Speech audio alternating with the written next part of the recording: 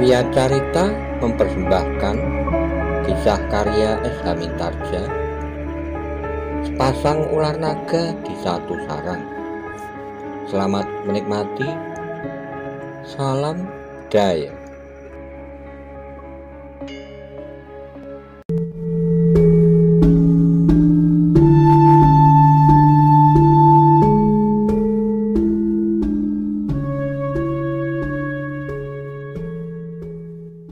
Monggo kula aturi subscribe, like, komen, saha share. Matur nuwun.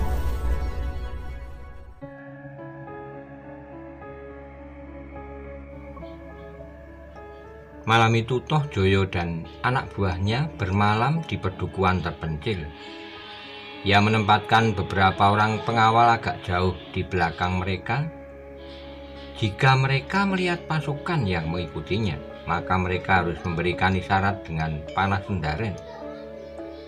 Tetapi malam itu pasukan Maesowagni pun berhenti pula. Sehingga karena itu maka tidak ada sebatang anak panah pun yang dilepaskan di udara. Menjelang fajar, maka pengawal-pengawal yang harus memberikan isyarat itu pun telah berada kembali di induk pasukannya. Dan sejenak kemudian mereka pun meninggalkan pedukuhan itu untuk meneruskan perjalanan. Prajurit-prajurit itu sama sekali tidak menghiraukan barang-barang yang mereka pergunakan. Mereka merampas beras dan makanan yang mereka jumpai, mempergunakan alat-alat dapur dan memaksa beberapa orang memasak untuk mereka. Namun ketika mereka merasa perlu untuk pergi, begitu saja mereka meninggalkan pedukuhan itu. Barang-barang yang mereka pergunakan masih berserakan dan tersebar di halaman dan sepanjang jalan. Dengan tergesa-gesa, Toh Joyo dan pengawalnya berangkat meninggalkan pedukuhan itu. Mereka tidak memilih jalan yang besar dan rata, tetapi mereka menyelusuri jalan-jalan sempit dan buruk. Dengan seksama, mereka mencoba menghapuskan jejak mereka, agar pasukan yang akan menyusul mereka tidak dapat menemukan arah yang benar. Namun ternyata betapapun mereka berusaha menghapus jejak mereka, namun agaknya mereka telah dikejar oleh kegelisahan dan kecemasan. Lebih dari itu, mereka pun agaknya terlampau tergesa-gesa, sehingga pencari jejak yang ada di dalam pasukan Maesowagni masih mampu untuk mengenalinya, betapapun lama dan lambatnya. Tetapi ternyata bahwa pengawal-pengawal Ronggowuni dan Maesa Cempaka selalu milih arah yang benar. Toh Joyo sendiri keadaannya menjadi semakin parah. Luka-luka di tubuhnya meskipun mula-mula tidak terlampau parah, namun karena tidak mendapat pengobatan yang baik dan segera, ternyata akhirnya telah merampas segenap tenaganya. Ia menjadi sangat lemah dan duduk saja di atas tandunya. Badannya terasa panas dan nyeri, sedang lukanya nampak membengkak dan sakit bukan kepalang. Dalam keadaan yang demikian, maka ia pun menjadi selalu marah dan membentak-bentak. Tidak ada yang benar di matanya, apa saja yang dilakukan oleh pengawalnya. Kadang-kadang ia merasa dirinya dipermainkan, tetapi kadang-kadang ia dibayangi oleh ketakutan yang amat sangat. Bukan saja kepada pasukan yang menyusulnya, tetapi juga kepada pasukannya sendiri. Jika seorang prajurit berjalan di depan berhenti jenak karena kelelahan, dan apabila berpaling maka ia pun segera membentak dan berteriak-teriak. "Hei, mengapa kau berhenti? Apakah kau tidak dapat berjalan lagi?" Bahkan kadang-kadang ia berkata lantang, "Kau iri melihat aku membawa peti ini, hei? Gila, kau tentu akan mendapat bagianmu kelak. Dan jika pada suatu saat aku berhasil merebut takhta kembali, kau akan menjadi tumenggung. Kau dengar?" Prajurit itu hanya dapat mengangguk dalam-dalam sambil berkata, "Hamba tuanku, hamba mengerti." Namun kemudian Toh Joyo menjadi terlampau sering marah. Semakin tinggi matahari, maka udara menjadi semakin panas, seperti tubuh Toh Joyo sendiri. Agaknya luka-lukanya memang mengandung racun betapapun lunaknya. "Air, air!" teriak Toh Joyo. Seorang prajurit berlari-lari memberikan air padanya dengan dada yang berdegup cepat. Toh Joyo menerima air itu dan meneguknya. "Jangan terlampau banyak, tuanku," Senopati yang mengiringi memperingatkannya. "Jika tuanku terlampau banyak minum, maka kesehatan tuanku akan menjadi semakin buruk. Tuanku akan merasa pening dan terlampau penat." Gila, kau iri ya? Kau sendiri akan menghirup air itu sampai habis." "Tuanku, hamba merasa sangat letih, tetapi hamba dengan setia mengawal tuanku. Karena itu maka hamba pun mencoba memperingatkan tuanku dengan tulus." Diam, kau tikus." Senopati itu menarik napas dalam-dalam, namun demikian Toh Joyo pun berhenti meneguk air betapapun ia masih ingin. Kemudian menyerahkan guci kecil berisi air itu kepada pengawalnya sambil berkata, "Simpan air itu, aku akan selalu haus hari ini.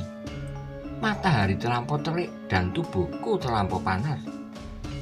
"Kita akan mencari dukun yang pandai, tuanku," desis Senopati yang memimpin pengawalan itu. Toh Joyo tidak menyaut, tetapi tubuhnya serasa menjadi semakin panas. Bahkan rasa-rasanya bagaikan dipanggang di atas api. Tetapi riringan itu berjalan terus, betapapun lambatnya Toh Joyo dan pengawalnya masih tetap maju. Beberapa orang dengan hati yang buram masih juga mencoba menghilangkan jejak mereka. "Apakah ada gunanya?" desis seorang prajurit. "Mengapa?" kawannya bertanya. "Aku tidak mempunyai harapan lagi. Kita tentu akan tertangkap. Dan aku tidak tahu nasib apa yang akan terjadi atas kita semua."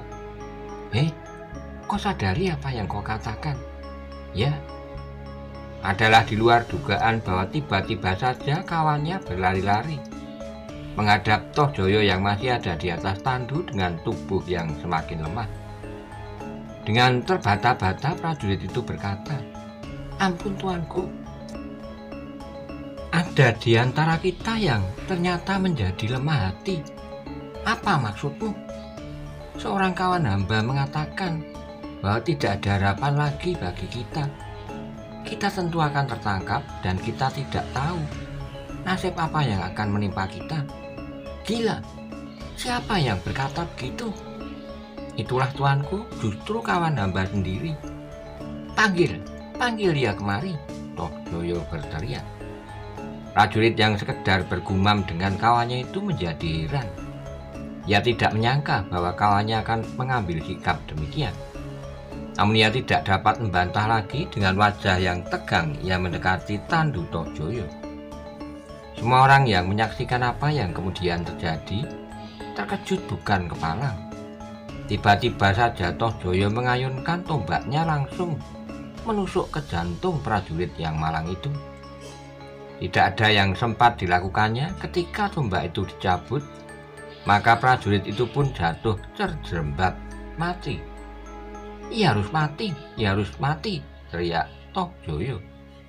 Tidak ada yang menyaut. Semua orang yang melihat peristiwa itu bagaikan melihat sesosok hantu yang mencekam jantung korbannya dan menghirup darahnya. Dalam ketegangan itu tiba-tiba terdengar suara tertawa yang melengking. Di antara suara tertawa itu terdengar kata-kata, Mampus kau tidak akan dapat lagi mengganggu aku. Aku tentu akan dapat mengawini istrimu kelak jika aku kembali ke Singosari. Aku akan menjadi tumenggung. Aku akan menerima hadiah segenggam mutiara kuning yang paling mahal harganya." Sikap prajurit itu benar-benar telah mengguncangkan perasaan. Kematian prajurit yang ditusuk tombak langsung menembus jantung itu telah menimbulkan kejutan yang luar biasa. Apalagi disusul dengan sikap yang tidak wajar dari seorang prajurit muda. "Sudah lama aku mencintai istrinya," berkata prajurit itu. "Sekarang baru terbuka jalan." "Kau sudah gila," teriak seorang kawannya. "Tidak, aku tidak gila. Aku masih tetap sadar bahwa aku akan menjadi seorang tumenggung dan akan memperistri seorang perempuan yang paling cantik di seluruh Singosari. Kok gila? Senopati yang memimpin pengawalan itulah yang kemudian menggeram. Tohjoyo melihat sikap orang itu dengan wajah yang merah padam. Dengan geramnya ia berkata, "Seret ia kemari, cepat." Berapa orang prajurit telah menangkapnya dan membawanya pada Tohjoyo. Namun pada itu senopatinya pun berkata, "Tuanku, serahkanlah orang itu kepada hamba." "Bawa kemari," teriak Tohjoyo. Senopati itu menarik napas dalam-dalam. Ia menyadari nasib apakah yang akan dialami oleh prajurit yang malang itu. Yang terjadi tidak luput dari dugaan para prajurit. Seperti kawannya yang telah terbunuh, ia pun kemudian mengembuskan napasnya yang penghabisan. Senopati yang bertanggung jawab atas perjalanan itu hanya dapat menarik napas dalam-dalam, tetapi sebenarnya lah bahwa ia sudah melihat bahwa jalan di hadapan mereka adalah gelap semata-mata. Perjalanan berikutnya benar-benar tidak menyenangkan. Jalan yang sulit dan sikap Tohjoyo yang kadang-kadang tidak dapat dimengerti. Namun iring-iringan itu berjalan terus. Ketika malam kemudian turun lagi, iring-iringan itu berhenti pula di sebuah dusun kecil. Seperti yang pernah terjadi, maka mereka pun segera merampas makanan yang ada, memaksa beberapa orang untuk bekerja bagi mereka. Namun malam yang sejuk itu terasa betapa panasnya bagi Tohjoyo. Lukanya menjadi semakin membengkak dan badannya terasa semakin lemah dan sakit. Tetapi ia ingin bertahan. Ia harus melepaskan diri dari tangan Ranggowuni dan Maisa Cempaka. Ia ingin berada di tempat yang tidak dapat dijangkau oleh kedua kemenakannya itu, dan kemudian menyusun kekuatan kembali untuk merebut tahta Singosari. Pada saat fajar mulai membayang, iring-iringan itu pun melanjutkan perjalanannya. Setiap orang sudah menjadi semakin letih, bahkan ada di antara mereka yang sudah tidak bernafsu sama sekali untuk berjalan. Namun mereka tidak berani membantah karena mereka menyadari akibat yang dapat terjadi atas mereka.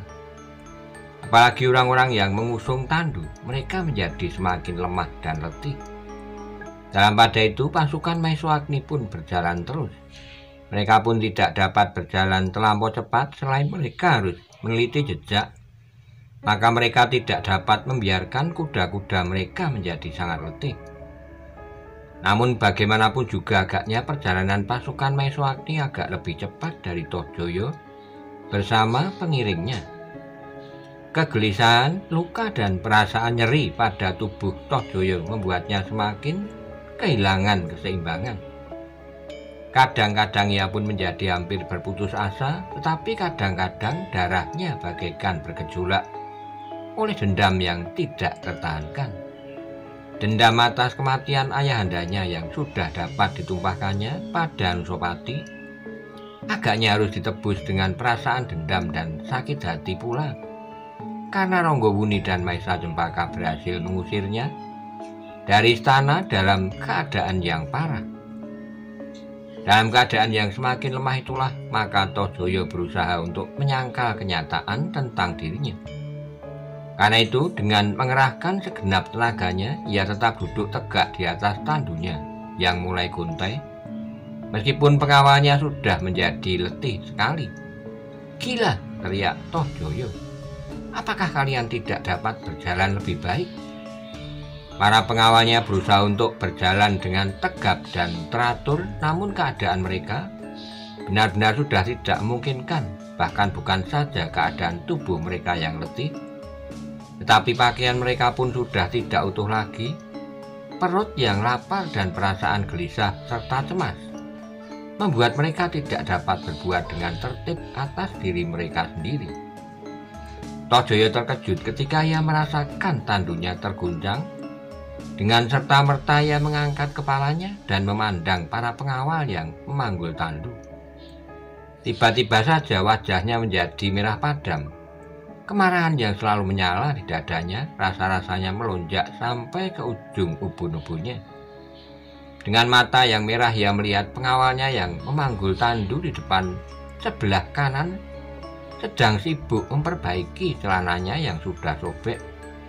Dan karena kekilafannya telah tersingkap, kain panjang tidak dikenakannya lagi karena mengganggu langkahnya, sehingga kain panjang itu hanya disangkutkannya saja di lehernya. Toh Joyo yang sedang gelap hati melihat hal itu sebagai suatu peristiwa yang besar, yang tidak dapat dimaafkannya lagi. Selain penghinaan atas seorang maharaja yang besar dari Singosari, maka hal itu memberikan pelambang kepadanya bahwa nasibnya agaknya memang kurang baik. Seolah-olah ia telah melihat kegagalan diri sendiri. Pakaian yang tersingkap adalah perlambang kegelapan bagi nasib seorang besar seperti Toh Joyo. Karena itu tanpa berkata apapun juga didorong oleh kemarahan yang meluap, maka dengan serta-merta orang itu pun telah dipukul dengan sebatang tangkai tombak yang selalu ada di sisi Toh Joyo. Demikian kerasnya sehingga orang itu pun berteriak kesakitan.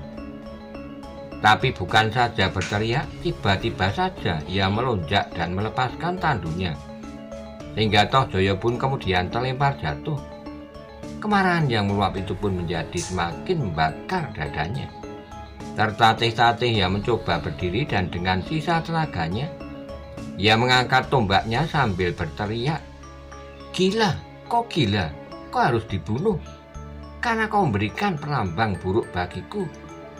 Selebihnya kau telah menghina seorang maharaja besar karena kau tidak berpakaian sepantasnya, apalagi kau berjalan di hadapanku." Tuanku, Senopati yang memimpin pengawal itu berteriak. Ia mencoba mencegah sesuatu yang bakal terjadi. Tapi yang terjadi agaknya memang terlampau cepat. Pengawal yang kesakitan itu telah kehilangan akal pula. Kelelahan, putus asa, dan ketiadaan harapan membuatnya bermata gelap. Karena itu ketika ia melihat ujung tombak mengarah ke dadanya, dengan serta-merta ia pun menarik kerisnya.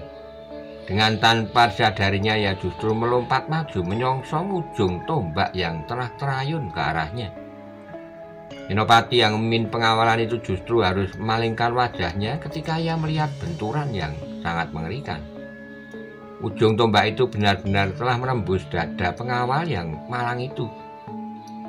Tapi agaknya sisa dorongan tenaganya masih melontarkannya beberapa langkah maju, sehingga ujung kerisnya telah menyentuh tubuh Toh Joyo. Keris yang dilumuri dengan racun warangan yang kuat. Sejenak kemudian orang itu pun terlempar ke samping dan jatuh menelentang, langsung kehilangan nyawanya. Namun dalam pada itu Toh Joyo pun jatuh terduduk pula. Ia sudah mengerahkan segenap sisa tenaganya, apalagi terasa sentuhan keris itu di tubuhnya. Tubuh yang memang sudah terlampau lemah. Tuanku, Senopati yang memimpin pengawalannya mendekat. Tapi Toh Joyo menjadi semakin lemah. Racun warangan yang kuat pada ujung keris itu dengan cepatnya mulai bekerja. Apalagi daya tahan tubuh Toh Joyo telah hampir punah sama sekali. Tidak seorang pun yang dapat mengatasi batas maut apabila sudah menghampirinya. Demikian pula tuanku Toh Joyo yang pernah menjadi seorang maharaja yang besar di Singosari setelah ia berhasil membunuh Anusapati. Tetapi ternyata ia pun tidak cukup lama duduk di atas tahta. Racun warangan yang bekerja di tubuhnya itu telah mencekamnya demikian kuat, sehingga darahnya pun seakan-akan telah tersumbat oleh gumpalan-gumpalan darahnya yang membeku. Dengan mata sayu dipandanginya Senopati yang berjongkok di sampingnya. Kemudian sebelum ia jatuh melentang, Senopati itu sudah menyambarnya dan meletakkan kepala Toh Joyo itu di pangkuannya. "Tuanku," desisnya, Aku tidak akan dapat melanjutkan perjalanan ini," desis Toh Joyo. "Tahankanlah tuanku, hamba akan berusaha mendapatkan seorang dukun yang pandai." Toh Joyo menggelengkan kepalanya, katanya, "Tidak ada gunanya, aku akan mati." Namun tiba-tiba Toh Joyo itu tersentak. "Persetan, kalian memang mengharap aku mati agar kalian dapat memiliki harta kekayaan yang aku bawa. Tuanku, suara Senopati itu lambat. "Tenangkan hati tuanku, tidak seorang pun yang akan berkhianat terhadap tuanku." "Omong kosong, siapa yang menusuk aku? Orang itu sudah mati, hamba tuanku." Toh Joyo menarik napas dalam sekali, namun rasa-rasanya napasnya sudah menjadi semakin dalam. Sejenak kemudian Toh Joyo itu pun memejamkan matanya. Perlahan-lahan terdengar ia berdesis, Ambillah petiku seisinya." Senopati itu mengerutkan keningnya. Ia merasakan sebuah tarikan napas yang sendat. Tarikan napas terakhir dari Toh Joyo yang berbaring di pangkuannya. Untuk beberapa saat lamanya Senopati itu rasa-rasanya bagaikan membeku. Bahkan terasa matanya menjadi basah. Beberapa hari ia mengikuti Toh Joyo yang terusir dari tahta. Dengan setia ia mengawal Toh Joyo itu, betapapun beratnya. Kini hanya dapat menunggui Toh Joyo yang sudah tidak bernyawa lagi.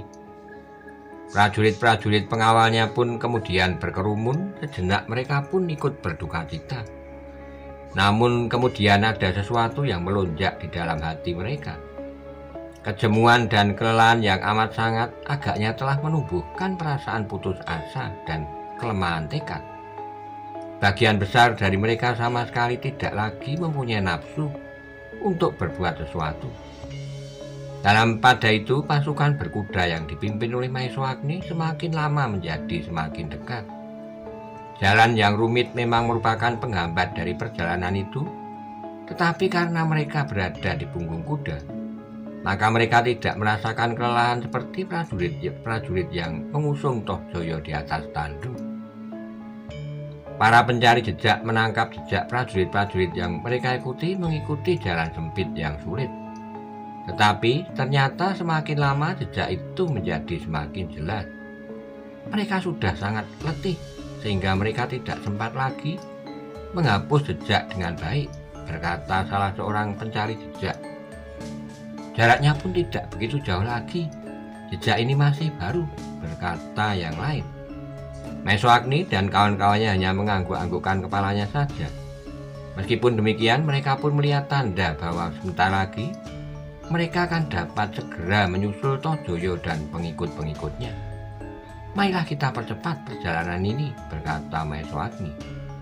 Dengan demikian maka mereka pun maju semakin cepat. Jejak yang mereka ikuti pun menjadi semakin jelas. Sosok mayat yang mereka jumpai di perjalanan telah menumbuhkan berbagai tanggapan atas prajurit-prajurit Toh Joyo yang kelelahan itu. Meskipun jalan menjadi semakin sempit, namun kuda mereka dapat berlari lebih cepat. Mereka tidak perlu lagi berjalan membungkuk-bungkuk melihat jejak di atas tanah berbatu-batu atau di atas rerumputan di pinggir jalan. Jejak itu kini nampak jelas dan pasti. Ternyata mereka tidak terlalu lama lagi berkuda. Dari kejauhan mereka telah melihat sekelompok prajurit yang berserakan di pinggir jalan. Prajurit-prajurit yang berjongkok dan duduk-duduk dengan kepala tunduk di dalam sebuah suasana yang asing. "Itulah mereka," desis Maeswagni. "Apa yang terjadi, Paman?" tiba-tiba Ronggowuni bertanya. "Aku tidak tahu, tetapi kita harus tetap berhati-hati. Kita tidak mengerti apa yang akan dilakukan oleh Tuanku Toh Joyo. Kadang-kadang ia dapat berbuat di luar dugaan. Tapi suasananya nampak aneh, Paman. Mereka seakan-akan tidak menghiraukan lagi kedatangan kita." Tentu sesuatu telah terjadi di perjalanan. Kita menjumpai mayat yang terluka di dada. Mungkin ada persoalan yang tumbuh di antara prajurit-prajurit itu sendiri. Maeswagni mengangguk-angguk, katanya. "Itu tidak mustahil dalam keadaan yang parah. Mungkin timbul pikiran-pikiran yang berbeda-beda, dan perbedaan yang demikian kadang-kadang tidak dapat diselesaikan dengan pembicaraan, karena otak mereka telah beku. Benarnya lah bahwa prajurit-prajurit yang mengerumuni Toh Joyo yang sudah terbunuh itu sudah tidak menghiraukan lagi kehadiran pasukan berkuda yang menyusul mereka. Mereka sudah terlampau letih lahir dan batin. Mereka sudah tidak tahu lagi apa yang sebaiknya mereka lakukan, selain daripada pasrah diri terhadap nasib. Meskipun demikian, namun Maeswagni cukup berhati-hati menanggapinya. Mungkin orang-orang itu dengan sengaja berbuat demikian, tetapi tiba-tiba saja mereka bangkit dan menyergap. Karena itu maka pasukan Maeswagni pun menebar. Ada di antara mereka yang terpaksa turun ke pategalan di pinggir jalan. Perlahan-lahan pasukan itu maju. Maeswagni yang berada di paling depan bersama Witantra dan Lembu Ampal pun tidak kehilangan kewaspadaan sama sekali. Ternyata tidak seorang prajurit pun yang beranjak dari tempatnya. Mereka tetap duduk atau berjongkok di tempat. Satu dua di antara mereka ada yang memalingkan wajahnya melihat kedatangan pasukan berkuda itu. Namun orang-orang itu seolah-olah acuh tidak acuh saja. Karena tidak seorang pun dari mereka menyentuh senjatanya, maka Maeswagni maju lebih dekat lagi. Bahkan ia pun kemudian melompat turun dari kudanya dan menyerahkan kudanya kepada seorang pengawal. Demikian pula Witantra dan Lembu Ampal. Perlahan-lahan mereka berjalan mendekat. Beberapa langkah kemudian mereka terhenti karena mereka melihat seorang yang terbujur di tanah dan seorang lagi di pangkuan seorang prajurit. "Kisana," berkata Maeswagni lantang, "siapakah yang memimpin kelompok prajurit di antara kalian?" Tidak ada seorang pun yang segera menyaut. "Hei, siapakah yang mempertanggungjawabkan kelompok kalian itu?" Senopati yang masih mangku Tohjoyo itu pun mengangkat kepalanya sambil berkata keras-keras, "Akulah yang bertanggung jawab. Mendekatlah, aku tidak mempunyai kepentingan apa-apa lagi sekarang." Maeswagni terkejut mendengar jawaban itu. Perlahan-lahan ia mendekat. Kemudian ia pun bertanya, "Siapakah itu?" Senopati itu mandanginya, wajahnya nampak sayu dan matanya masih merah. Jawabnya, "Tuanku Tohjoyo." "Mengapa?" "Tuanku telah meninggal." Jawaban itu telah mengejutkan Ronggowuni dan Maesa Cempaka. Dengan serta-merta mereka melompat dari punggung kudanya dan berlari mendekat. Tapi Maeswagni dan Witantra telah menahan kedua anak muda. "Sabarlah tuanku, kita harus meyakinkan dahulu."